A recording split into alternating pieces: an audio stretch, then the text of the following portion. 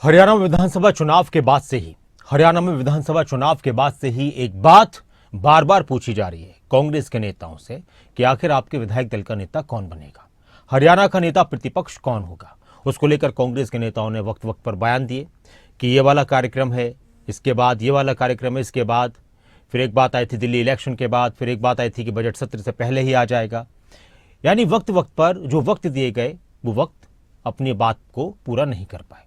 और अब इस बात को लेकर कि कांग्रेस की तरफ से अभी तक कोई भी विधायक दल का नेता नहीं बन पाया है, हरियाणा में कोई भी नेता प्रतिपक्ष नहीं है, दूसरे राजनीतिक दल कांग्रेस को घेर रहे हैं। पहले भी घेरे तो अब भी घेर रहे हैं। इनेलो नेता अभय चौटाला ने जमकर निशाना साधा और बीजेपी के नेताओं ने भी जमकर निशाना साधा कि कांग्रेस जो एक संवैधानिक पद है उसको भी पूरा नहीं कर पा रही है, तो ये कांग्रेस हरियाणा में बिल्कुल खत्म हो चुकी है। इस तरह की बातें करते हुए कांग्रेस नेताओं को घेरा जा रहा है। ये रिपोर्ट देखिए।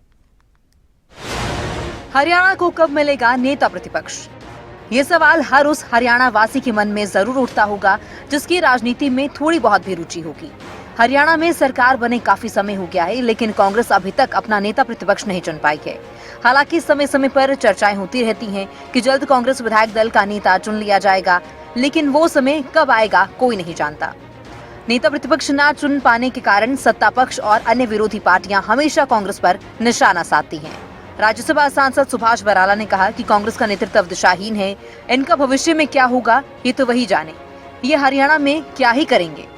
जिस पार्टी का नेतृत्व ही दिशाहीन हो, उस पार्टी का क्या होगा भविष्य में ये तो वही जाने। लेकिन कांग्रेस पार्टी क्या करेगी? हरियाणा प्रदेश के अंदर आज तक कांग्रेस पार्टी विधानसभा में विपक्ष का नेता तक नहीं दे पाई। हरियाणा प्रदेश में प्रदेश अध्यक्ष से लेकर के जिला और इनके ब्लॉक के अध्यक्ष ये नहीं दे पाए। तो मुझे नहीं लगता कि कांग्रेस पार्टी जो एक दिशाहीन है, नेतृत्व विहीन है, ये कहीं इस प्रकार से आगे बढ़ पाएगी। सिर्फ सत्ता पक्ष ही नहीं बल्कि इनेलो के राष्ट्रीय अध्यक्ष अभय चौटाला ने कांग्रेस की ओर से नेता प्रतिपक्ष न चुने जाने को लेकर जुबानी हमला बोला। उन्होंने कहा कि जिस पार्टी का आपस में तालमेल नहीं होता वो पार्टी कमजोर होती है। को सारी चीज समझ आ चुकी है, हमारी सलाह की जरूरत नहीं, ना हम सलाह देते हैं ऐसे लोगों को। उनका संगठन को लेके क्या लगता है, उनका क्या कहाँ दिक्कत क्यों नहीं बन पाता? 11 साल उन्हीं से पूछो, कोई बताएंगे। सर आप लेकिन नेता प्रतिपक्ष नहीं है, आप भी नेता सत्र भी हो गया, नेता प्रतिपक्ष नहीं है अभी, क्या वजह?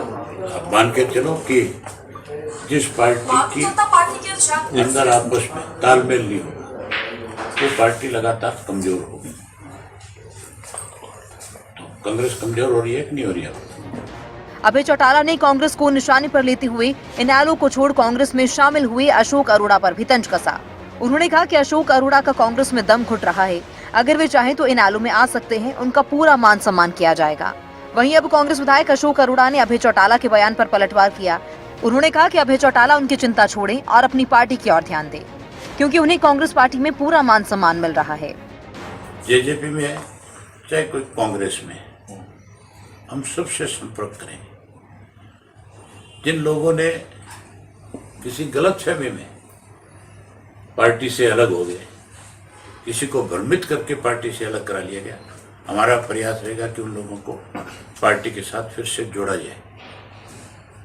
जहां तक आप अशोक अरोड़ा की बात करते हो, अशोक अरोड़ा अगर स्वयं आज की तारीख में वो महसूस तो करता है इस बात को, कई कुछ वो एक अलग बात है, लेकिन दम वहां भी घुट रहा है, आज परेशान है।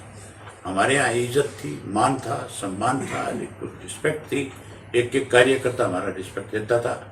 आज कोई कुर्सी देने को भी तैयार नहीं है।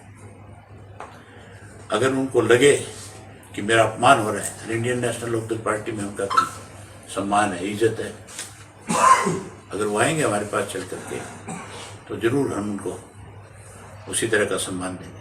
आज अशोक अरोड़ा कांग्रेस पार्टी का एमएलए, और कांग्रेस पार्टी में जब से मैं गया हूं तब से लेके अब तक, चाहे राष्ट्रीय नेता हैं, चाहे हमारे स्टेट के नेता हैं, चाहे कांग्रेस के कार्यकर्ता हैं, हर कार्यकर्ता हमारा सम्मान करता है और पार्टी के अंदर पूरा मुझे मान सम्मान मिलता है।